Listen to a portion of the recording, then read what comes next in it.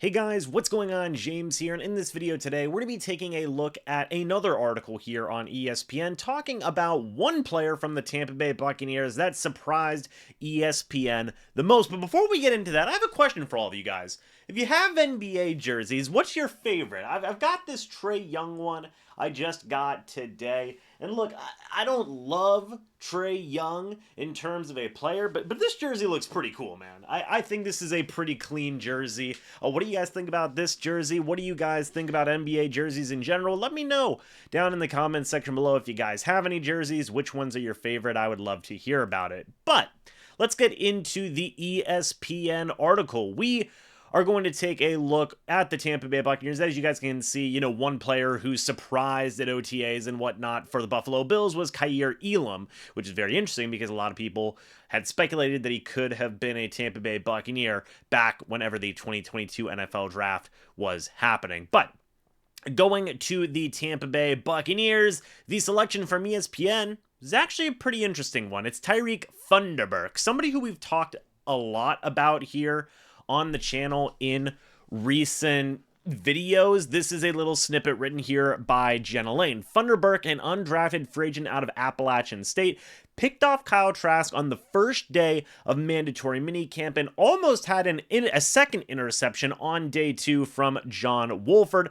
Todd Bowles said this: he's a guy that's flashed out of pads. Now, we've talked, a good bit about Funderburk in the past and what he could possibly be. A lot of you guys in the comments section, by the way, are good fans of Tyreek Funderburk and what he could possibly be here at the next level for the Bucs. And I completely understand why that is the case. Like, you take a look at what he was able to do first at the collegiate level in his last year at Appalachian State, and there was a lot to like there. You take a look, he played in 14 games, had 2 touchdowns in there. He had 4 interceptions in 2023, 2 of those being pick sixes. He had 46 total tackles, 2 tackles for loss.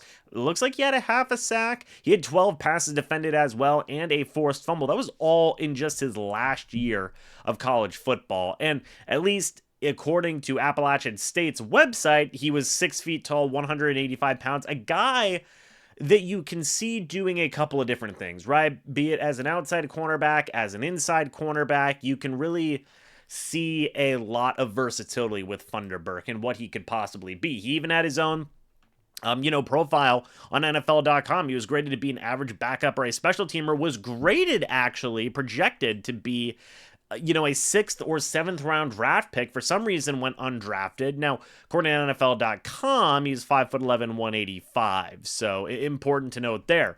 Former high school track star, it just has great instincts, great coverage ability. This is a guy that a lot of people have been excited about, and I completely understand why.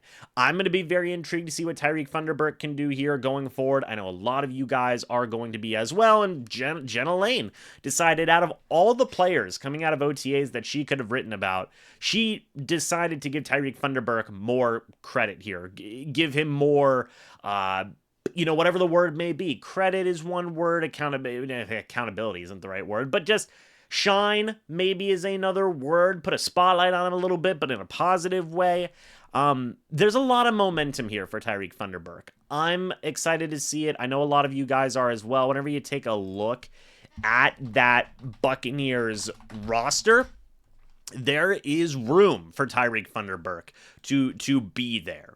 Right, you've got Jamel Dean, you've got Tyreek Funderburk here, Bryce Hall's in that mix, Andrew Hayes, Keenan Isaac, Zion McCollum, Chris McDonald, Tavier Thomas, Josh Hayes is going to be playing a bit of cornerback, Tyke Smith is going to be playing a bit of cornerback, but really the only guys that I feel like are locks for this cornerback room, Jamel Dean, Zion McCollum, I think technically, let's say Tyke Smith is listed as a safety, you have Bryce Hall and Tavier Thomas, 4 guys. So if the Bucs decide to keep 5 or even 6 cornerbacks in that mix, you could see maybe Josh Hayes stays on this roster, but if Tyreek Funderburk is competing against guys like Andrew Hayes, Keenan Isaac, Chris McDonald for that last cornerback spot, pure cornerback spot, 1, I think it's going to be one heck of a competition, but 2, I really do like the ability here of Tyreek Funderburk. I think he's got a lot of good ability. I'm going to be very excited to see what he can do here going forward. But guys, let me know your thoughts and opinions about this down in the comment section below. I'd love to hear it. Also, hey, let me know about the old NBA jerseys. Would love to hear it. Just got this one today. I got another jersey I'll probably showcase in another video. I'm not going to tell you which player because, for funsies. But let me know your guys' thoughts and opinions. I'd love to hear it. I don't really wear NBA jerseys, so trying it out.